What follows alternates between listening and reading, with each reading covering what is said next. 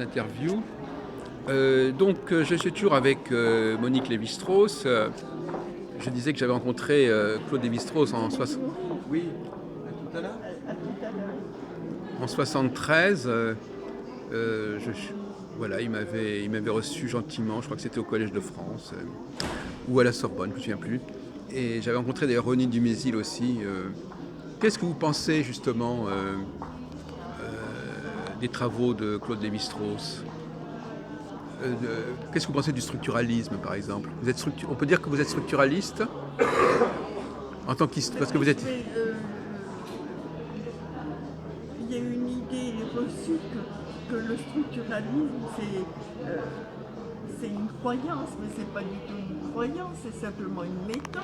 Oui, mais bien sûr, mais... On ne croit pas au structuralisme, c'est une méthode qu'on applique. Oui, mais ça peut aller plus loin. Oui. Oui.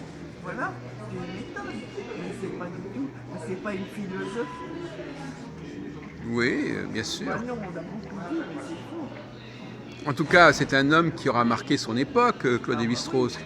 Donc ça fait partie des grands maîtres à penser du XXe siècle. Alors je vais vous poser une question un peu indiscrète, si on peut dire, mais je ne sais pas si cette question va vous inspirer. Est-ce que vous pensez que les femmes ont la même faculté que les hommes à être des grands marqueurs de leur histoire, de l'histoire? Est-ce que les... Je ne vois pas pourquoi elles ne le seraient pas. Alors elles ont peut-être moins marqué, encore que on pourrait trouver beaucoup d'exemples de femmes qui ont marqué leur époque. Oui. Est-ce que vous pouvez me donner à quel personnage vous pensez? Parce que malgré tout, quand on regarde les grandes histoires de la peinture, de la musique... Ah oui, alors ça, effectivement, mais ça, vous pensez sur le plan politique, alors là, effectivement. Si le nez de Cléopâtre avait été plus court, l'histoire du monde aurait été changée. Oui. Mais est-ce que Claude Lévi-Strauss, il avait une réflexion sur le masculin et le féminin, sur les hommes et les femmes? Il ne trouvait pas ça pertinent du tout. Ouais. C'est peut-être... Si vous voulez, toutes ces histoires de genre... Ça l'intéressait pas du tout. Pas beaucoup, en tous les cas, il pensait que les femmes étaient tout aussi capables que les hommes, mais qu'effectivement, pour des raisons anatomiques et physiologiques... et sociologiques peut-être aussi. Oui, parce qu'elles nourrissent les enfants. Ça s'exprime autrement, ça prend différentes formes, oui. Mais il n'était pas du tout un par rapport plus haut que l'autre. Pour lui, cela dit, il a travaillé avec dans son domaine de recherche, c'était des sociétés où la femme et l'homme étaient très différenciés, je crois. Oui, mais les femmes jouaient un très grand rôle aussi. Oui, voilà, c'est ça. Il a connu le matriarcat et le patriarcat, donc on ne peut pas du tout dire que les sociétés sont plus dominées par les hommes que par les femmes. Non, mais pas de la même façon. Et puis il y a des sociétés différentes. Oui. Ça s'exprime différemment. Alors je voudrais qu'on revienne un petit peu pour le dernier volet de notre interview sur votre rapport Bon, c'est vrai que vous me dites que vous ne sentez pas spécialement juive en fin de compte quelque part. J'ai jamais dit ça. Non, je dis, enfin, vous avez non, je sais bien, mais vous. Je l'ai dit à moitié parce que oui. Non, mais je vous pose la question. Je pose la question comme ça parce que biologiquement, je le sais à moitié. Oui. Voilà. Est-ce que vous avez une réflexion justement sur la question juive alors, en quelque sorte? Oh oui, mais on ne va pas entrer là-dedans. Si vous voulez, j'ai une ascendance maternelle juive et voilà, j'en suis tout à fait consciente. Surtout que par les femmes, c'est surtout par les femmes théoriquement que ça passe. Mais vous avez vous-même, dans votre pratique de vie, un rapport au peuple juif, à la religion juive, à l'État hébreu ou pas du tout? Est-ce que ça fait partie de des sujets qui vous investissent? Enfin, moi, je me sens tout à fait française. Non, mais je sais bien. Ce qui se passe en Israël et en Palestine m'intéresse, voilà, mais je n'ai pas un rapport spécial. Mais néanmoins, en publiant cet ouvrage Une enfance dans la gueule du loup, vous avez quand même rappelé, remis l'accent sur vos rapports avec le judaïsme, quelque Ah bah, part. j'ai décrit mes ascendances. Et ça, je trouve que c'est très important. Voilà, donc, Parce qu'on est d'où on vient. voilà. Il n'y a aucun doute. Si c'est ça que vous voulez me faire dire, Oui, je le dis. c'est ça. Donc, non, mais je veux dire que c'est un livre qui est paru récemment et vous avez eu besoin, envie que votre témoignage soit là, soit connu. Bah, oui, et puis surtout, j'ai voulu le situer. Donc il faut bien dire qui on est quand on est. Est-ce que vous avez l'intention de faire un livre sur Claude Lévi-Strauss, par exemple? Non, Ça vous est jamais venu, on vous en a jamais parlé? on met une forte pression pour que je le fasse. Ah bon, je ne suis pas payé par ces gens-là, je vous le dis tout de suite. Non, mais j'ai pas dit envie. Mais vous auriez des choses à dire, certainement. Oui, mais enfin, je trouve que ça ne se fait pas. D'accord, oui.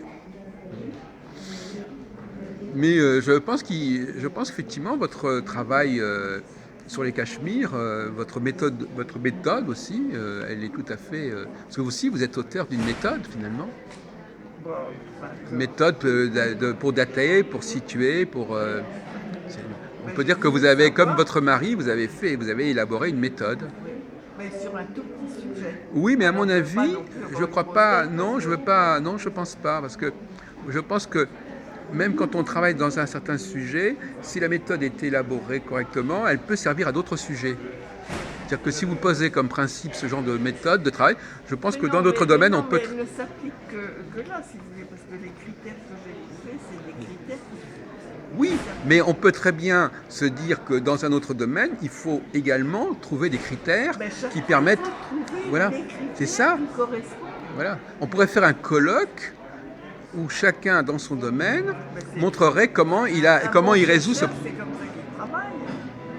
Oui, Il mais travaille avec les matériaux dont il dispose et puis il essaye de comprendre. oui, mais moi, je vous disais tout à l'heure que moi-même, j'étais tout à fait partant, mais je ne pense pas que ce soit suffisamment mis en évidence par les chercheurs actuellement. Cette recherche de critères pour dater et pour situer dans l'espace, ce n'est peut-être pas assez mis en avant. C'est quand même ce que tout le monde cherche. Hein. Prenez tous les arts décoratifs, c'est quand même ce que tout le monde cherche. Dans les arts décoratifs et dans les arts plastiques. Ah, alors peut-être que dans ce domaine-là, effectivement... Tout le monde cherche comme ça. Tout le monde cherche à dater, tout le monde cherche à savoir qui a fait. Alors ce qui nous intéresse aussi, c'est comme vous disiez, c'est les contrefaçons. C'est-à-dire que justement, ces critères dont vous parlez, ils peuvent aider à faire des contrefaçons. Parce que la personne va dire, elle va... Et puis à laisser les contrefaçons. Oui, mais à les produire aussi. Parce qu'on va dire, je vais produire une œuvre, je vais tenir compte de tel et tel critère. Et moi, par exemple, je suis un historien des textes, des ouvrages. Eh bien, il y a des contrefaçons qui sont très bien faites. C'est-à-dire qu'on va justement donner des éléments qui vont faire croire que c'est bien à cette époque-là que c'est paru, etc., etc. On va même mettre des dates. Donc, voyez-vous, finalement, c'est des critères qui sont intéressants, mais qui sont également utilisés par les faussaires. Donc, avec votre livre, on peut faire des faux cachemires qui seraient très bien imités, très bien datés. Et je suis sûr d'ailleurs que vous êtes certainement tombé sur des cas difficiles à trancher. Où c'était tellement bien fait qu'on ne pouvait pas déterminer la contrefaçon, non? Si vous avez des faussaires très intelligents et très malins, et qui ont bien lu vos travaux, ils peuvent effectivement...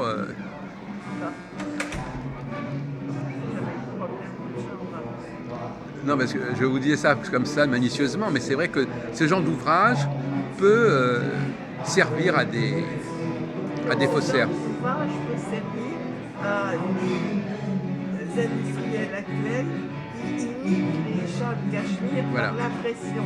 Voilà. Donc ils se servent des dessins. Enfin, ça c'est un autre. Donc Maintenant, il faut que j'aille manger, j'ai faim. bon appétit alors.